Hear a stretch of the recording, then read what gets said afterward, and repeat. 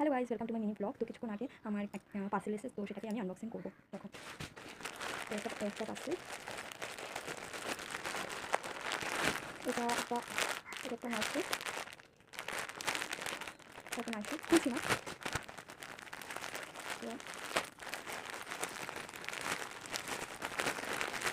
এই একটা নাইফ, এটা ঠিক নেই কাপড়টা। এটা পিওর কটন না, এটা লিওন টাইপের আছে।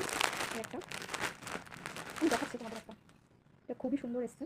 আর এটাও খুলে যখন ওটাও খুললাম তখন এটাও খুলে দেখাচ্ছি। এটা সুতির এসছে এটা। আর আরেকটা এসছে আমার একটা দুটো করেছিলাম।